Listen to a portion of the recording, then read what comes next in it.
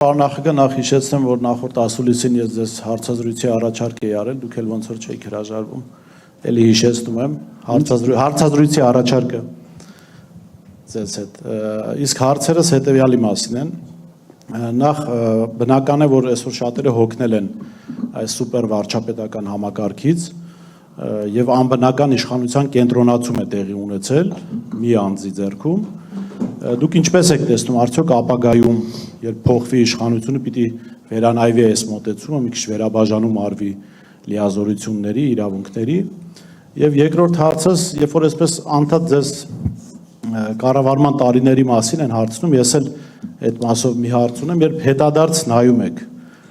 կասեք 3 պաշտոնյայի անուն, ում հիմա որ նայում եք չեք նշանակի այդ բարձր պաշտոններին։ Հիմա այդ վերջի հարցը մի քիչ դժվար է, որտեղ մարդիկ կան, որ հիմա չկան, կոպիտ ասած, հիմա ես օբյեկտիվ չեմ լինելու, որտեղ հասկանում եք, մեր ավանդույթով գնացածների մասին կամ լավ կամ ոչինչ, հիմա, բայց նաև այդպիսի վիճակներ ունենք, հիմա նայեք, այս համանadrությունը իսկապես պրոբլեմ դառավ երկրի համար։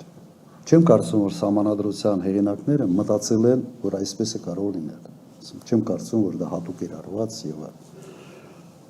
ամենից մեծ խնդիրը, որ անսահման հնարավորություն է տալիս գործադիր իշխանությանը ձևավորել բոլոր իշխանության ճյուղերը։ Եվ ամենից մեծ խնդիրը դատական իշխանությունն է այսօր։ Որտեղ դատական իշխանությունը պետք է լինի հակակշռողը։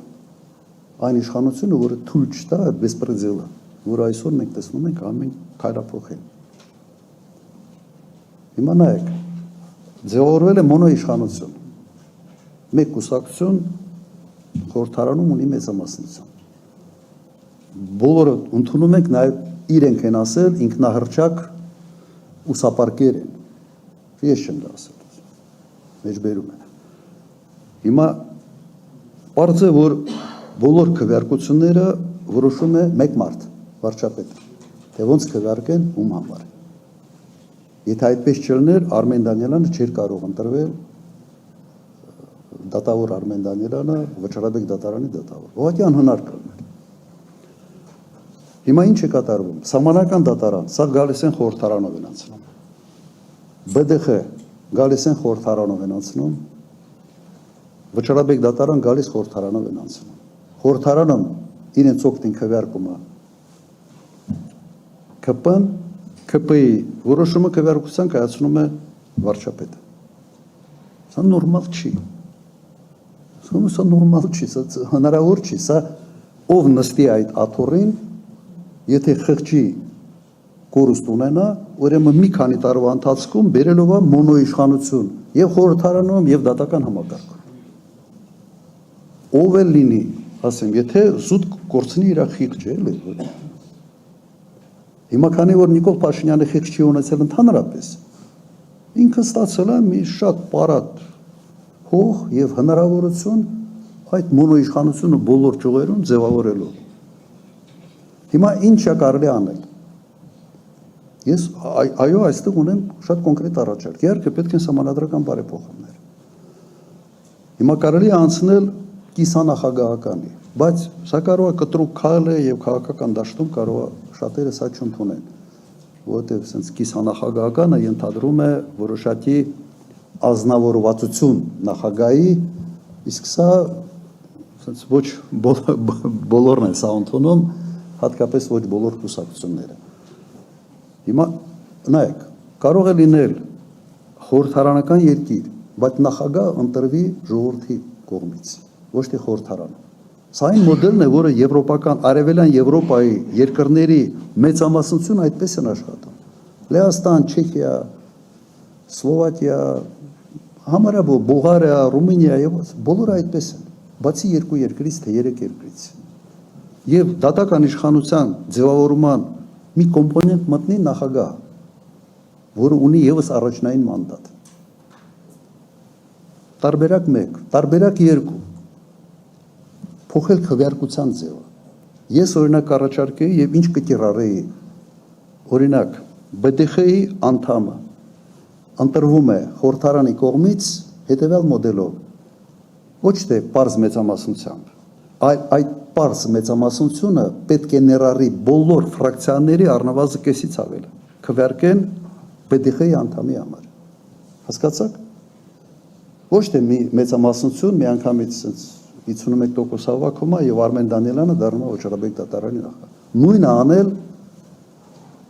Վճռաբեկ դատարանի նկատմամբ, նույնը անել Սահմանադրական դատարանի դատավորի ընտրության հետ կապված։ Մի անգամից հարցը լուծում է։ Միգուցե դրա համար պետք է չի անել հանրաքվե,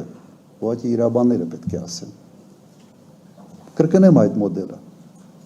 Դատական համակարգի այդ կարևորագույն ինստիտուտների ընտրությունը անել հետևյալ կերպ։ Իրենք պետք է հավաքեն ոչ թե պարզ միայն մեծամասնություն 51% մեծ, բայց բոլոր ֆրակցիաների կեսից ավել։ Եվ այդ դեպքում ստիպված բերելու ես դատավորների անուններ, որոնք հարգանք են վայելում։ Հիմա հարգանք վայելող համակարգում դատավորները բոլորը կամ գործից ազատված են եւ բանը Եվրոդատարանում հերթ են կանգնած, թե իրենց որոշումները երբ ալին։ Շատ պարզ լուծում է։ Հնարավոր է դա անել։ Հենց հաջորդ օրը, եթե սահմանադրական բարեփոխումների հետ, եթե հանրաքվեի կարիք չկա։ Անելու ենք, այո, անելու ենք։ Եթե մենք գանք, այո, առաջին քայլերից մեկը սա է լինելու։ Ոչ թե ասելով եմ, այդ լավ էլ կոստյում է, այդ կոստյումն էլ ես չեմ հագնելու, օրինակ, եթե մեր քաղաքական ուժը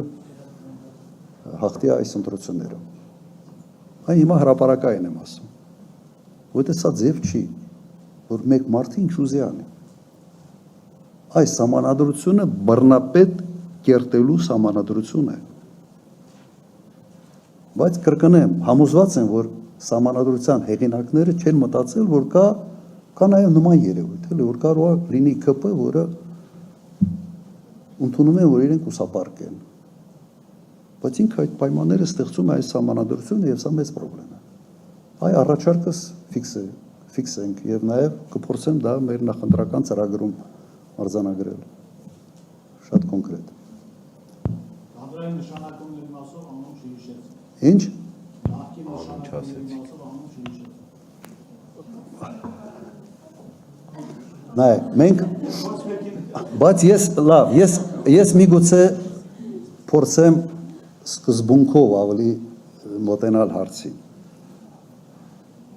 Նայեք, օրինակ ոստիկանապետ Հայկ Արությունյան մահացել է, հիմա չկա։ Փայլուն մարդ էր, ազնվագույն։ Որևէ մեկը չի կարող որևէ բան կպցնի Հայկ Արությունյանին այսօր։ Հայկ Արությունյանը ոստիկանապետ է աշխատել 99 թվականից մինչև 2008 թվականը։ Քանի տարի։ Ոչ թմրամոլություն կար այն ժամանակ այս ծավալի, ոչ գողություն, ոչ այդ այլ անդակությունները, որը այսօր ամեն քայլափոխին են։ Դպրոց է մտել արդեն։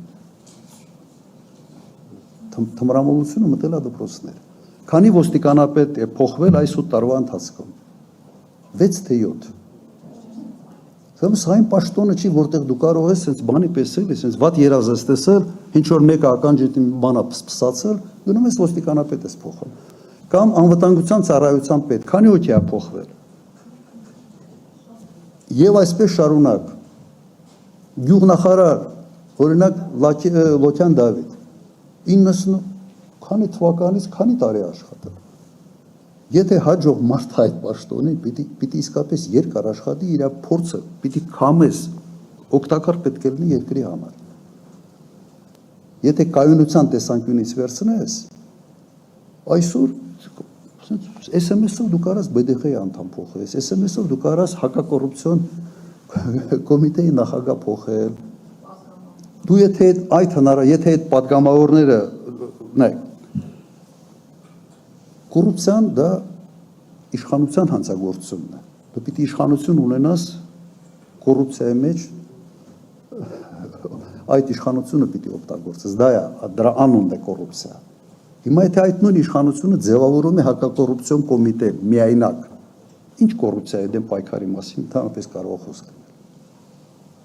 Կամ պիտի օրենքով որոշում լինի միայն ընդդիմությունն է, այսպես ասենք, այդ ձևավորման մասնակցում եւս տարբերակ է կամ այն մոդելը, որը ես ասացի։